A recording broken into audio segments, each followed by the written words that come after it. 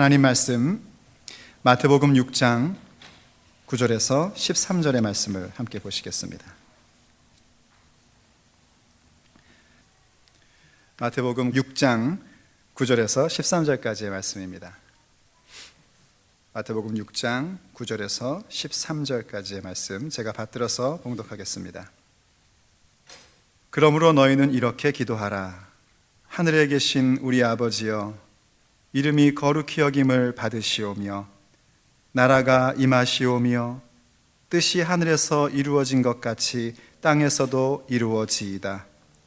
오늘 우리에게 일용할 양식을 주시옵고 우리가 우리에게 죄 지은 자를 사하여 준 것 같이 우리 죄를 사하여 주시옵고 우리를 시험에 들게 하지 마시옵고 다만 악에서 구하시옵소서.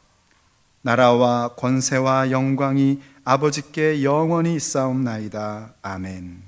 아멘. 우리가 신앙생활을 하면서 산다는 것, 우리가 믿음으로 산다는 것은 사실 알고 보면 기도하는 삶을 사는 것입니다. 기도한다는 것은 하나님과의 시간을 갖는 것이고, 기도하는 삶을 산다는 것은 곧 하나님 앞에서의 삶을 사는 것입니다. 그렇기 때문에 기도는 예수의 사람들이 믿음의 삶을 살아가는 데에 가장 중심에 자리 잡고 있는 부분임에 틀림없습니다.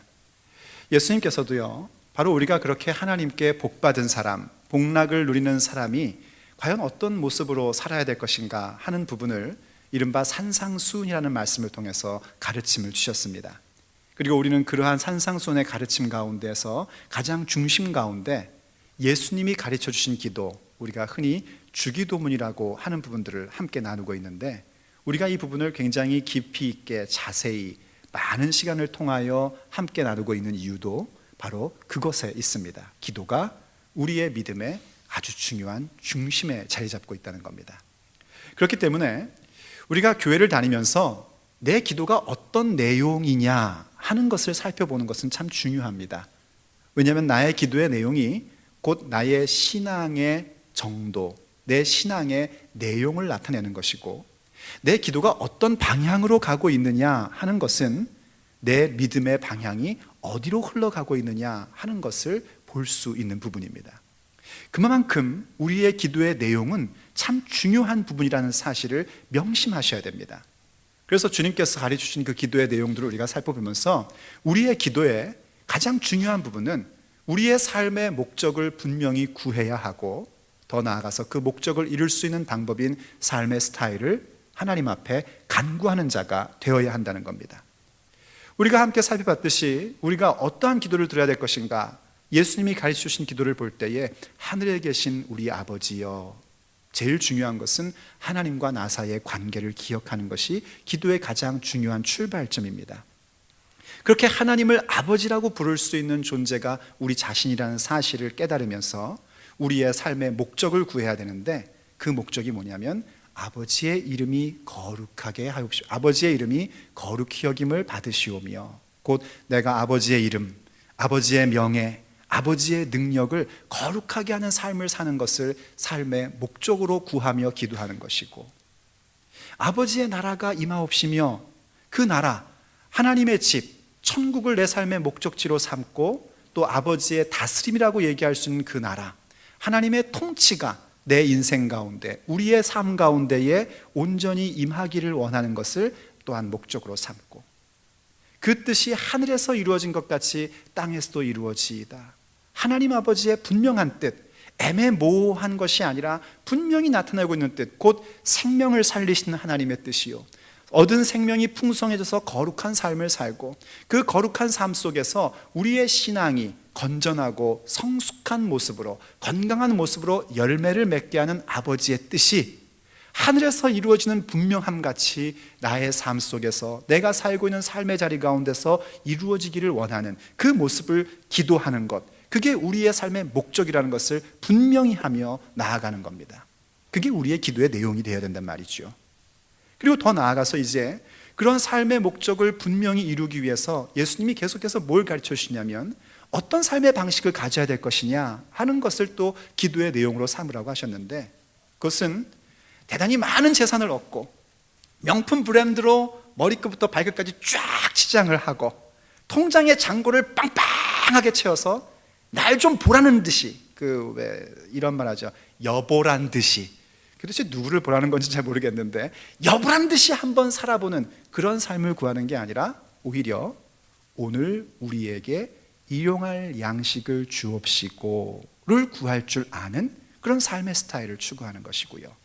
또 이 무한 경쟁 사회 속에서 경쟁하며 살아야지 되고 누군가를 눌러야 되고 또 누군가가 나에게 피해를 주면 그거를 용서할 수 없어서 반드시 내가 보복을 하고 그 사람을 망신을 팍 주는 것이 참 멋지고 똑똑하고 쿨한 모습으로 보이는 시대 속에 오히려 나에게 죄 지은 자를 용서해 주는 모습, 왜냐하면 내가 하나님께 그 용서를 받았기 때문에, 그리고 나도 역시 하나님 앞에 범죄하는 자이기 때문에 우리가 우리에게 죄 지은 자를 용서해 준 것 같이 우리의 죄를 용서하여 주옵소서 하고 기도하는 모습으로 가는 그런 삶의 스타일을 추구하며 살아가는 것입니다. 이제 예수님께서 그 기도의 모습 가운데 삶의 방식으로 우리가 가져야 될 라이프 스타일로 또 하나의 기도할 것을 가르쳐 주는데, 그건 뭐냐면 우리를 시험에 들게 하지 마옵시고 하고 기도해야 된다는 겁니다. 시험에 들게 하지 마시옵소서 하는 것을 우리의 삶의 스타일로 구하며 간구한다는 것은 과연 무엇인가? 우리가 몇 가지 부분을 묵상하며 그 사실을 간직하고 우리의 삶의 스타일로 또 기도하며 구하며 우리의 방식으로 삼으면서 살 수 있어야 되는 것입니다. 무엇보다도요, 우선 알아야 될 것은 뭐냐면 시험에 들게 하지 마시옵고 하고 구한다는 것은 우리의 믿음의 삶에 시험이 있다는 사실을 인정한다는 겁니다. 여러분, 믿음을 가지면은요 참 좋습니다. 믿음을 가져보신 분들은 아시지만은 하나님의 자녀가 되고 신앙의 고백으로 산다는 건 그렇게 좋을 수가 없습니다. 여러분 아시죠? 여러분들의 표정을 보면 모르는 것 같은 표정을 짓고 계시는데 저는 압니다. 여러분이 알고 있다는 사실을. 보세요, 벌써 표정이 바뀌지 않습니까? 정말 예수 믿으면은요 내가 변화된다는 사실을 알게 됩니다. 내 속에 있었던 여러 가지의 어둠과 죄악들이 예수 그리스도의 빛으로 말미암아 사라지고 전부 다 쫓겨난다는 사실을 경험하기 시작을 합니다. 하나님의 자녀가 된다는 그 권세가 얼마나 놀라운 건지, 주변에서 아무리 이상한 것들을 공격한다 할지라도 그것을 이길 수 있는 능력이 있고 하나님의 자녀된 모습으로 당당히 살아간다는 것, 그것이 얼마나 좋은 것인지 우리가 알고 있습니다. 믿음은 정말 우리를 행복하게 만들어주고, 믿음은 우리의 인생을 변화시켜주고, 믿음은 우리의 삶을 가치 있게 만들어줍니다. 믿으십니까? 그런데 동시에 여러분이 알아야 될 게 뭐냐면 동시에 함께 찾아오는 게 있는데 그건 시험이라는 겁니다. 시험에 드는 부분입니다. 그런데 여러분 오해하지 마십시오.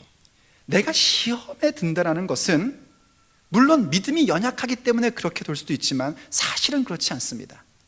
시험의 상황을 만나게 된다는 것은 무슨 얘기냐면 내가 지금 믿음의 삶을 살기로 결정하며 걸어가고 있다는 반증이기도 합니다. 마태복음 4장 1절에 보면은요 예수님께서 처음 사역을 시작하실 때의 이야기가 나옵니다. 이렇게 기록을 하고 있습니다. 그때가 어느 때냐면 예수님께서 30년 동안 부모님을 섬기고 동생들을 보살피고 인간의 삶을 사시다가 이제 공적인 생애를 시작하시는 겁니다. 예수님이 오신 본래의 목적을 이루기 위해서 이른바 공생애를 시작하실 때에 세례 요한에게 나아가 세례를 받으셨습니다. 바로 그때입니다. 곧 예수님의 사역이 본격적으로 시작하는 그때에 예수께서 성령에게 이끌려 마귀에게 시험을 받으러 광야로 가사라고 표현을 하고 있습니다. 우리를 시험하는 자는 누구냐면 사실은 마귀입니다. 마귀가 시험합니다. 하나님은 시험하시지 않습니다. 하나님은 우리를 시험하시거나 유혹하시는 분이 아닙니다. 그러나 그 얘기를 잘못 알아서 시험 가운데 있을 때에 하나님의 다스림이 없다고 생각하시면 안 됩니다. 아무리 시험 가운데 있다 할지라도 하나님의 다스림은 있습니다. 오늘 본문 지금 읽어드린 말씀을 잘 보십시오. 성령에게 이끌려 마귀에게 시험을 받으러 광야로 가셨다는 겁니다. 성령에 충만하고 믿음의 고백으로 살아간다는 것은 곧 마귀에게 시험을 받을 상황으로 들어간다는 겁니다. 우리가 성령 충만하다, 그래서 행복하고 즐겁고 하나님 찬양하고 예배한다, 거기에 다른 한 면에 뭐가 있냐면 시험의 요소들이 우리를 공격하며 찾아온다는 겁니다. 뭐가 그렇게 찾아오는가? 이 성경에 얘기하는 시험이라는 단어를요, 우리가 세 가지 정도로 생각을 할 수 있습니다. 우선은 좀 긍정적인 부분으로 연단이라는 말로도 번역이 가능합니다. 이 시험은 연단이라는 겁니다. 연단 아시죠? 금을 순금으로 만들기 위해서 불 가운데 집어넣는 겁니다. 이건 마치 무엇과 같으냐면은 아이들이 태권도 단 따기 위해서 단증 시험 보는 것 같은 겁니다. 아이들이 대학 가기 위해서 학교에서 시험 보는 겁니다. 나 시험 보기 싫어. 그럼 학교를 관둬야 되죠. 시험 봐야 승급이 되고 승단이 되는 거 아니겠습니까? 바로 그런 시험을 얘기하는 겁니다. 이런 연단을 통해서 더욱더 강한 믿음으로, 성숙한 믿음으로 나아가는 것, 그것도 시험입니다. 또 하나의 시험은 뭐냐면 고난이라는 의미입니다. 요한계시록에 보면 마지막 때에 우리가 고난받는, 그런 그리스도인이 고난받는 장면이 나오는데, 그 고난이라는 단어가 역시 또 시험이라는 이 단어에서 번역된 단어이기도 합니다. 마지막 때에 고난을 받는다는 게 꼭 역사 속에서의 마지막 때만이 아니고요, 우리가 믿음의 삶을 살면서 마지막이라고 생각할 수밖에 없는 상황을 만나는 어려움입니다. 예수 믿는 것 때문에 목숨을 잃을 수도 있고, 예수 믿는 것 때문에 재산을 빼앗기기도 하고, 예수 믿는 것 때문에 큰 고통 가운데 들어갈 수 있는 그 상황, 그것도 역시 시험이라는 겁니다. 그리고 또 하나 시험이라는 것은 좀 부정적인 의미로 유혹이라는 겁니다. 유혹하는 겁니다. 내 속에 있는 욕심과 탐욕과 여러 가지의 정욕들 때문에 유혹받게 되는 현상들이 있죠. 미워하고 시기하고 질투하고 이런 여러 가지의 것들, 그러한 것들이 또 시험으로 우리에게 나오고 있습니다. 물론 이건 딱 잘라서 이렇게 분석할 수 있는 것들은 아닙니다. 때로는 연단과 고난이라는 부분들이 그것을 잘 견디지 못해서 나 이거 못 해먹겠다, 나 안 할랜다 해가지고 나의 그 성장을 포기하는 안타까운 모습으로 전락하기도 하고요, 때로는 그렇게 미움, 시기, 질투, 욕심 여러 가지의 것들이 유혹으로 오다가도 내가 그것을 하나님의 말씀 가운데 극복하고 승리하고 이길 때에는 오히려 이것이 또 우리에게 더욱더 큰 성숙과 성장을 주기도 합니다. 어찌됐든 간에 중요한 건 뭐냐면 우리가 믿음의 삶을 산다는 것은 시험 속에 살아가고 있다는 겁니다. 그것이 연단이든 고난이든 유혹이든 우리는 항상 시험 가운데서 살고 있는 겁니다. 그리고 예수님은 우리에게 뭐라고 기도하라고 했냐면 시험을 없게 해달라고 기도하라고 하지 않고 시험에 들게 하지 마옵시며 라고 기도하라고 그렇게 가르쳐주고 있습니다. 왜냐하면 현실이라는 것은 시험이 없다는 것은 불가능하기 때문입니다. 한번 지난 한 주간을 돌이켜 보십시오. 저도 돌이켜 보겠습니다. 시험이 없었습니까? 웬걸이요, 시험이 하루에도 12번도 더 들지 않습니까? 때로는 연단의 모습 같기도 하고, 때로는 고난의 모습 같기도 하고, 때로는 유혹의 모습 같기도 한 그런 요소들이 얼마나 많았습니까? 물론 하나님께서 은혜를 주셔서 어떤 시험 가운데 들어가지 않는 때도 있습니다. 정말 우리는 그런 일이 있었으면 너무나 좋겠습니다. 예를 들면 이런 겁니다. 우린 캐나다에 살면서요, 예수를 믿는다고 고백하는 것 때문에 목숨의 위협을 받는 시험은 없습니다. 예수 믿는다고 고백하는 것 때문에 내 재산을 다 빼앗기는 그런 시험과 그런 어려움은 없습니다. 하지만 지구상 지금도 어떤 곳에는 우리의 믿음의 형제 자매들이 예수를 믿는다고 고백하는 것 그 하나 때문에 목숨의 위협을 받고 테러를 당하고 재산을 빼앗기고 그런 안타까운 일들을 겪고 있습니다. 또 역으로는요, 그렇게 환난과 박해 가운데 있는 형제 자매들은요, 현대 교회가 겪고 있는 유혹 가운데에서는 좀 안전지대에 있습니다. 이를테면 교회가 자꾸만 빠지고 있는 위험, 물질주의, 거대주의, 상대주의, 소비주의, 이러한 것들에 빠지는 그런 모습들에 들어갈 시간이 없습니다. 반면에 우리는 그 유혹 가운데 그대로 노출되어 있습니다. 뭔가 소비주의에 합류해야지 되고, 상대주의에 합류해야지 되고, 뭔가 거대주의 가운데 들어가야 되는 그 모습 속에 늘 유혹을 받고 있습니다. 그리고 박해 가운데 있던 평화 기간에 있던 똑같이 다 겪는 시험이 있는데, 그거는 그 유명한 섭섭과 삐짐의 시험이라는 겁니다. 오해의 시험이라는 겁니다. 뭐 이렇게 오해가 많고, 뭐 이렇게 삐지는 일이 많고, 삐진다는 말이 좀 나쁜 말은 아닌 거죠.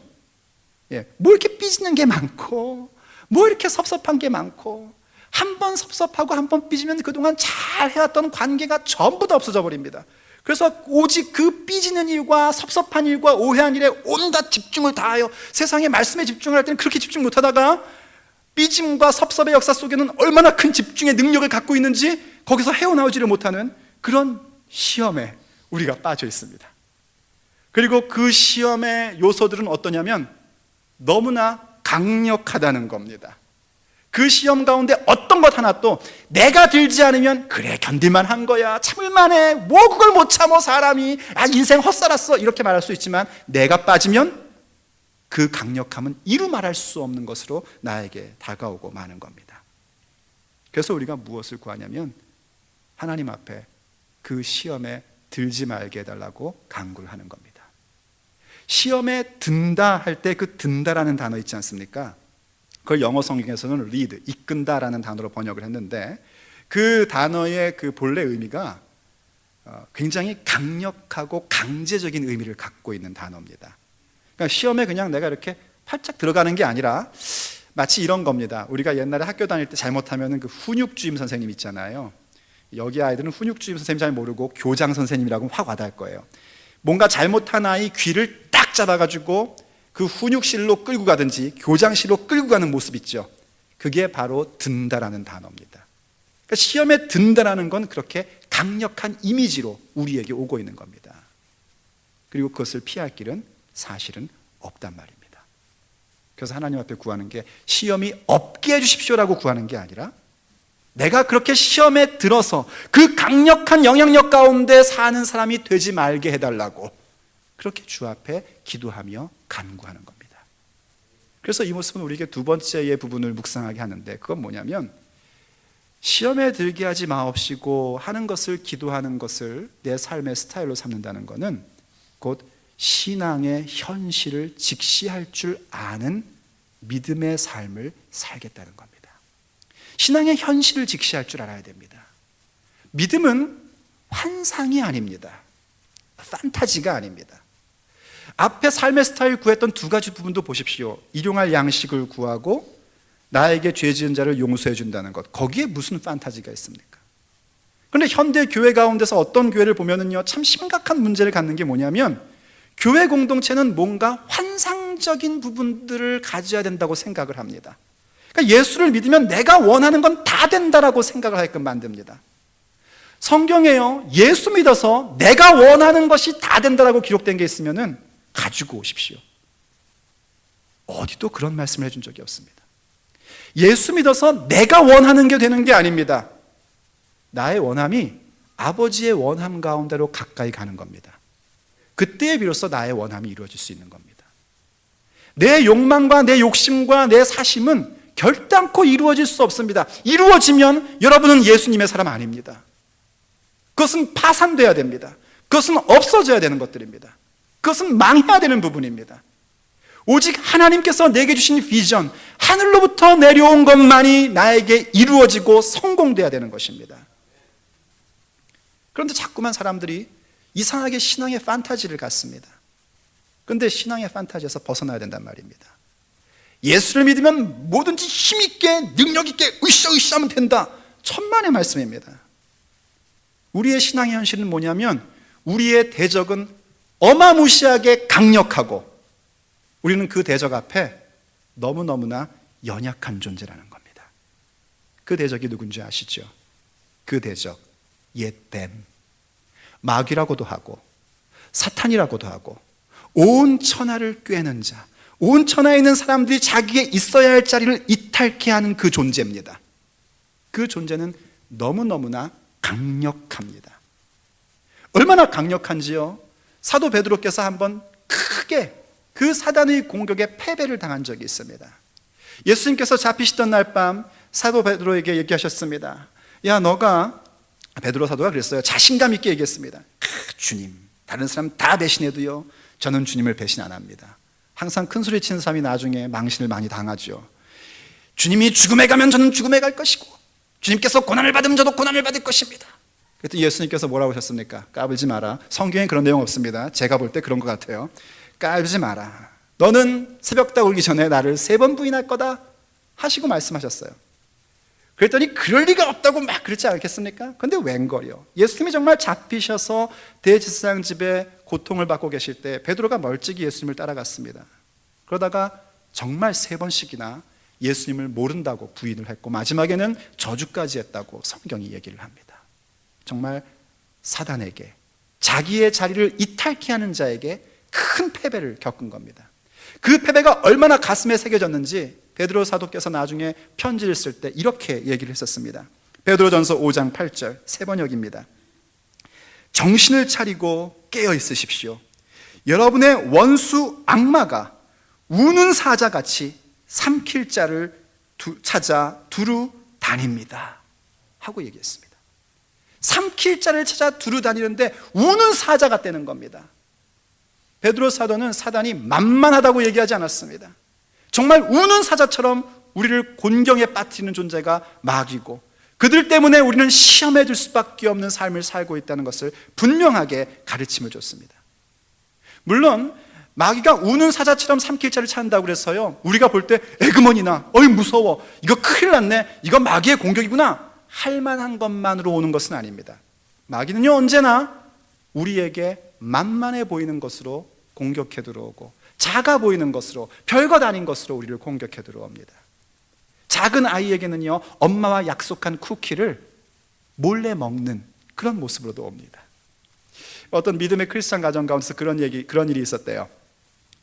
이 작은 여자아이가 너무 쿠키가 좋은 거예요. 하지만 엄마하고 약속했을 때 엄마가 주는 것만 먹기로 했기 때문에 그 쿠키를 자기 마음대로 먹을 수가 없는 겁니다. 그런데 이 아이에게는 뭐가 유혹이겠습니까? 그 쿠키를 자기 마음대로 꺼내 먹는 게 유혹 아니겠습니까? 근데 그 아이가 어느 엄마한테 이렇게 얘기했답니다. Mom, Satan sometimes tempt me. 엄마, 사단이 가끔씩 나를 유혹해요. And then, 그리고 말이죠. He sometimes tempt me good. 그리고 가끔씩은요 사탄이 나를 유혹하는데요 나한테 너무 좋은 걸로 유혹해요 했다는 거예요. 너무 귀엽습니까? 별로 안 귀엽나요 제가 해서? 귀여워 보이죠? 근데 그런 걸로 공격해 온단 말입니다. 우리가 볼 때 어마무시 끔찍한 것으로 먼저 오는 것이 아니라 우리가 볼 때에 이 정도는 괜찮다고 여겨지는 것들로 우리를 유혹해 오기 시작합니다. 아무도 신경 쓰지 않을 거야 라는 부분으로 유혹해 들어오기 시작을 합니다. 혹은 야 너만 그렇게 힘들게 살려고 그러는 남들 다 그런다 다 그래 목사님도 그럴 거다 이런 얘기를 하면서 우리한테 유혹을 하며 공격해 들어옵니다. 그래서 결국 우리가 거기에 빠지게 되는 것이고 그 공격은 생각하는 것처럼 간단한 게 아니라 굉장히 심각한 강력함으로 온다는 겁니다. 하지만 여러분 이 얘기는요 우리의 믿음의 삶에 시험에 들지 않는 것이 절망적이라는 얘기를 하기 위해서가 아닙니다. 우리의 신앙의 현실을 직시할 줄 알아야 된다는 겁니다. 우리의 대적은 강력하고 우린 정말 연약한 존재라는 그 현실을 직시하셔야 된다는 겁니다. 그리고 그 현실을 보면은요 또 하나의 현실을 여러분들이 볼 수 있게 되고 보아야 하는데 그것은 뭐냐면 진리의 현실. 이 싸움은 우리의 능력과 우리의 힘으로 하는 것이 아니라 우리에게 주신 예수 그리스도의 이름의 능력과 예수님의 힘으로 싸운다라는 바로 그 현실입니다. 그것을 보아야 한다는 겁니다.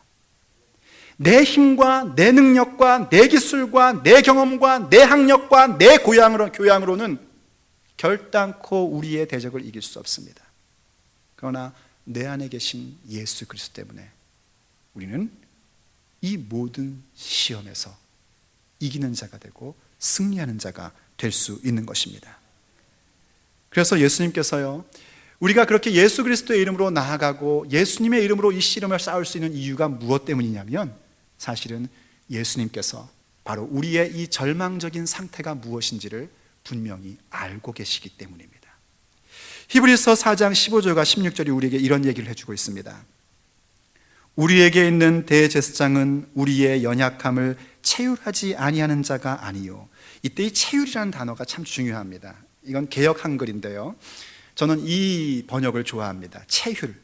다른 데는 긍휼이라고 번역을 했습니다. 긍휼은 이제 불쌍히 여긴다는 거 아닙니까? 그런데 체휼이라는 단어는요, 긍휼이라는 단어보다 조금 더 그 뉘앙스에서 다른 개념인데, 내가 그것을 경험했기 때문에 불쌍하게 여기는 겁니다. 사람이 두 종류 사람이 있어요. 내가 경험했는데 다른 사람이 못 견디면 왜 그것도 못 견디냐고 이렇게 소리치는 사람이 있고, 반대로 내가 경험했기 때문에 그 사람의 고통과 아픔을 이해하고 끌어안는 사람이 있습니다.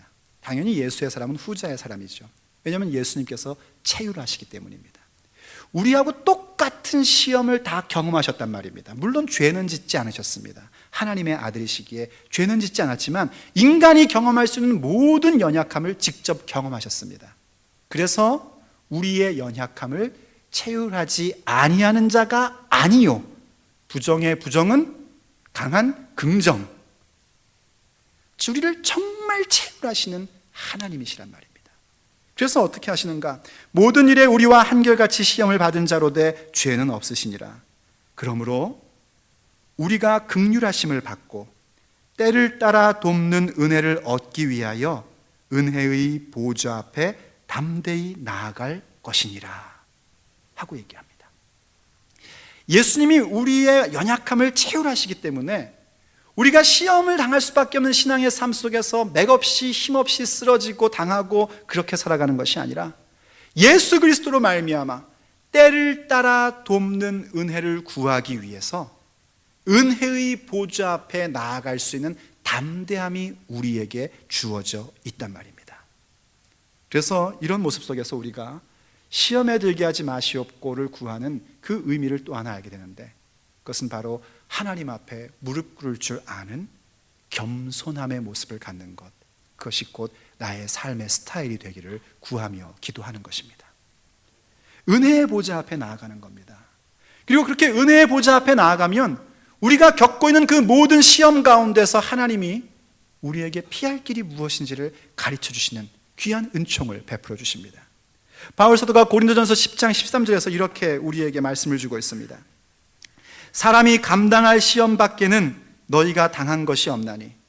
우리는 시험을 당할 때 그것이 연단이든 유혹이든 고난이든 뭐든지 간에 죽겠다 그럽니다. 못하겠다 그럽니다. 근데 원래 그렇습니다. 학생들은요, 시험이 항상 힘든 겁니다. 학교 다니는 사람 있으면 물어보세요. 시험 쉽다는 사람 있는지요. 나중에 나이 먹고 학교 다녀도요, 다 힘들어합니다. 제가 MDB 공부할 때요, 마스터 과정 공부할 때요, 거기에요 예편한 소장이 계셨습니다. 투스타가 소장 맞죠? 예, 소장이 있었어요. 나이도 많으셔요. 그리고 뭐 많은 작전도 뛰셨던 분이에요. 그런데도 시험 보면은 너무너무 싫어하시더라고요. 시험 보는 거 정말 싫대요. 시험 보는 건 다 싫습니다. 그리고 시험은 항상 어렵다고 그럽니다. 하지만 시험의 수준은 누가 결정하냐면 시험 보는 학생이 결정을 안 하고 선생님이 결정을 합니다. 니들이 이 정도의 실력과 이 정도의 학력이면 이건 해야 된다 하고 주는 거예요. 그러니까 하나님이 우리에게 시험 주실 때도 마찬가지입니다. 하나님이 우리에게 시험을 허락하실 때도 마찬가지입니다. 말을 다시 해야 됩니다. 하나님이 우리에게 시험 받는 부분을 허락하실 때도 마찬가지입니다. 우리가 감당할 것만 허락해 주신다는 겁니다. 그리고 그 뒤에 이렇게 얘기합니다. 오직 하나님은 미쁘사 너희가 감당하지 못할 시험당함을 허락하지 아니하시고, 감당하지 못할 것은 아예 허락도 안 하신다는 겁니다. 우리의 시험의 요소를 하나님이 다스리고 계신다는 걸 얘기하는 거예요. 시험하시는 게 아니라 시험을 다스리고 계신단 말입니다. 감당치 못할 거는 아예 주지도 아니하시고, 또 시험을 당할 즈음에는 또한 피할 길을 내사 너희로 능히 감당하게 하시느니라. 아멘. 믿으십니까 여러분? 시험 당할 즈음에 피할 길을 준다는 거면 답 준다는 얘기입니다. 이거 제가 잘하는 거잖아요. 여러분한테 문제 낸 다음에 꼭 뭐라고 그래요? 앞에서 답 가르쳐주고 얘기하죠. 자, 1번 뭐, 2번 뭐, 3번 뭐, 답은 뭐죠? 앞을 보면 답이 나옵니다. 항상 이러지 않습니까? 하나님이 그렇게 하신다는 겁니다. 피할 길을 주신대요. 근데 그 피할 길을 어떻게 주시냐면, 제가 여러분에게 2번이다 하는 것처럼 그렇게 주는 게 아닙니다. 어떻게 피할 길을 주시냐면, 우선은 그 시험의 상황으로부터 도망치게끔 하시는 것으로 피할 길을 주십니다.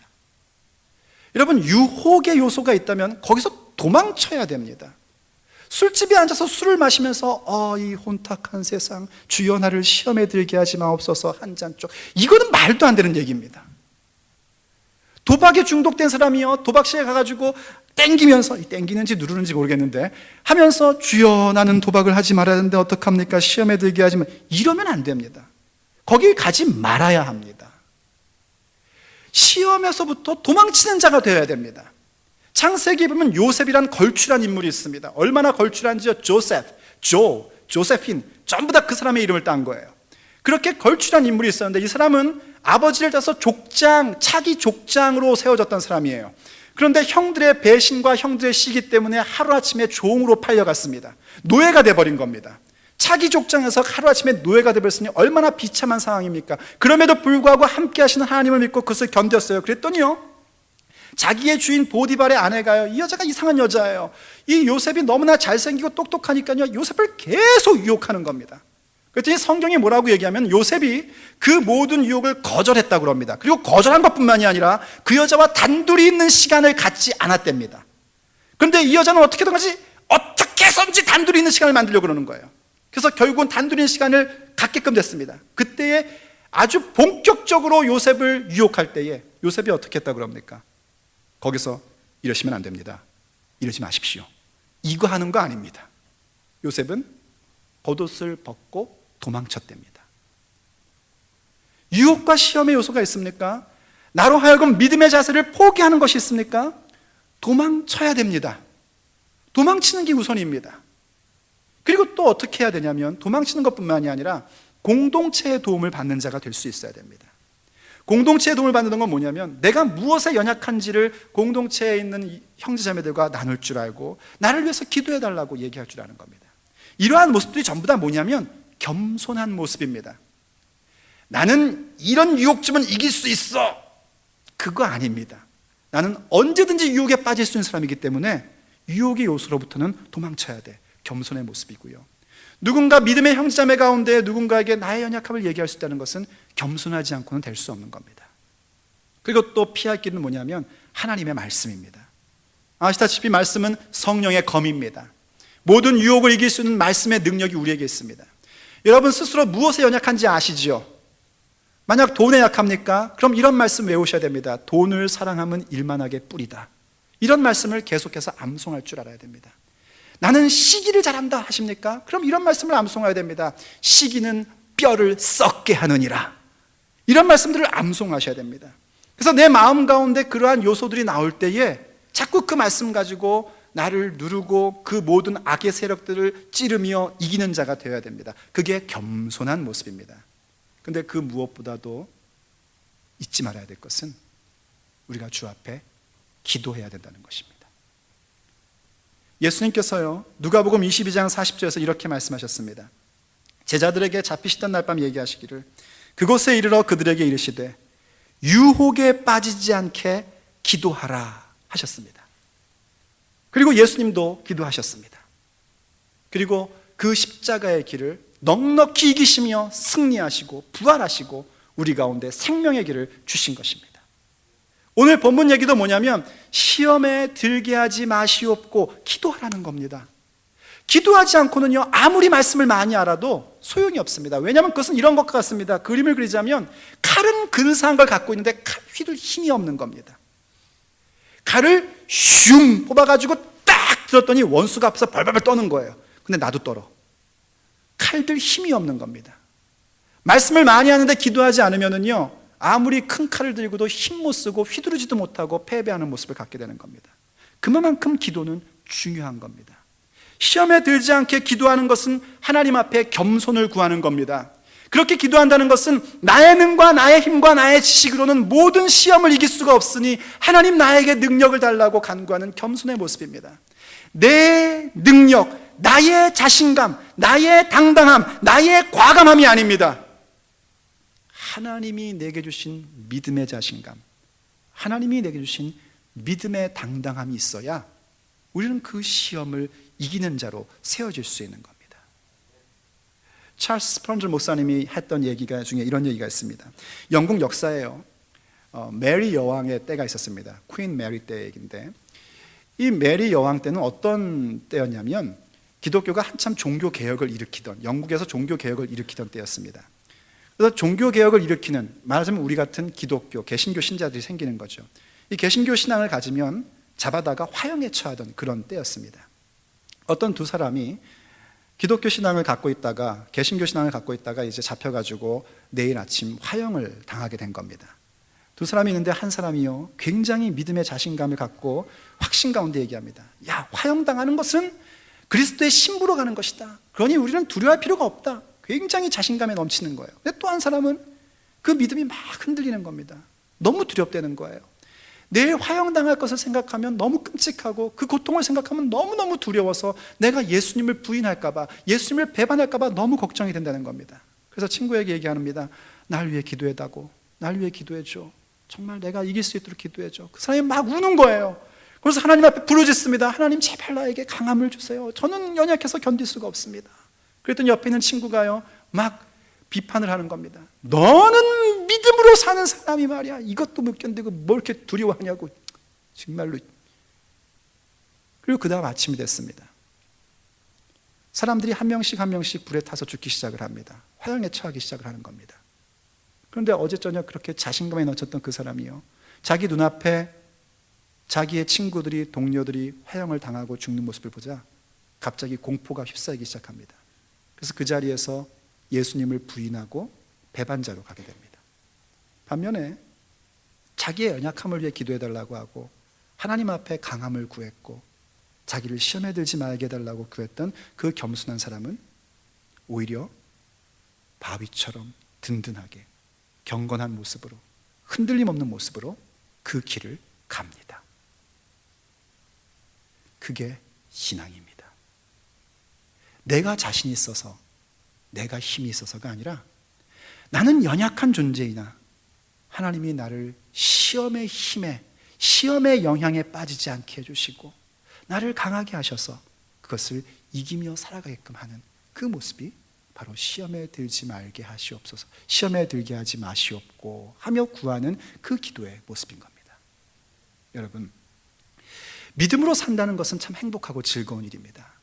그런데 다른 한면으로 보면 늘 시험을 당하며 살아가는 것입니다.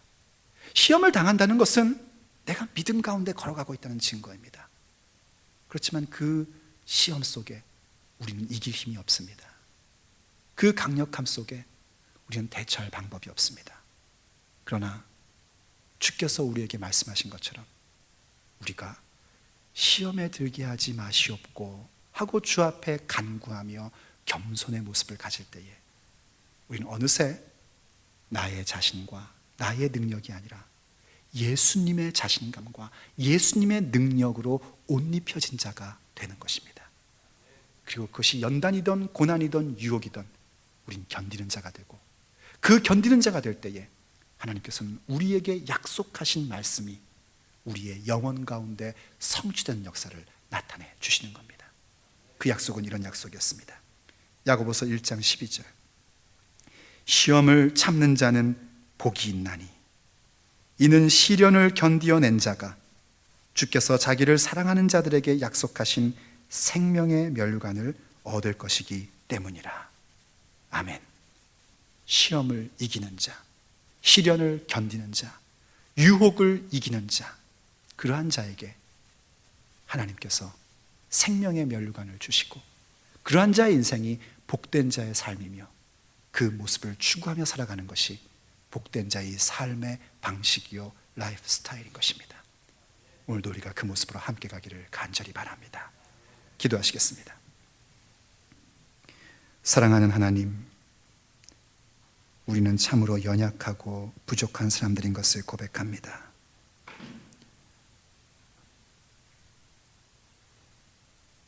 조금만 내 마음에 들지 않는 상황이 생겨도, 조금만 아픈 일이 생겨도, 조금만 섭섭해도, 조금만 삐지는 일이 생겨도 우리는 마치 세상의 모든 질고를 지고 있는 양, 늘 시험 가운데서 허우적거릴 수밖에 없는 연약한 사람들입니다. 그러나 주님, 그러한 저희들을 홀로 두지 아니하시고 예수 그리스도 성령의 능력으로 옷 입혀주셔서 감사드립니다. 우리의 삶의 방식이 시험에 들지 말게 하시옵고 하며 기도할 수 있는 그러한 기도의 사람들이 되게 해주신 것을 감사드립니다.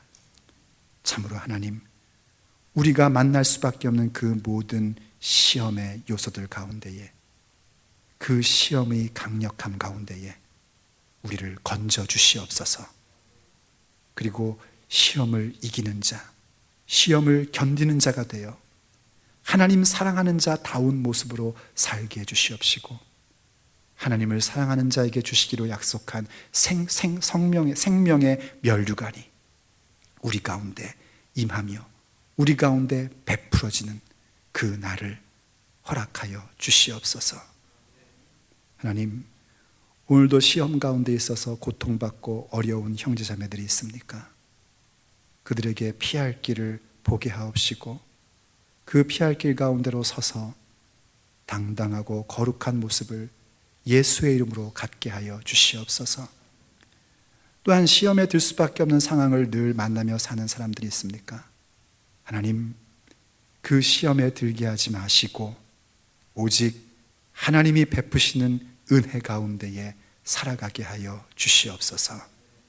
그래서 우리 모두가 만나는 시험 속에서 좌절하고 넘어지고 끌려가는 자가 아니라 오히려 그 모든 시험을 극복하여 예수님께서 주시는 그 귀한 생명과 그 귀한 성숙함으로 우리의 자리가 온전케 될 수 있도록 주여 은혜를 베풀어 주시옵소서.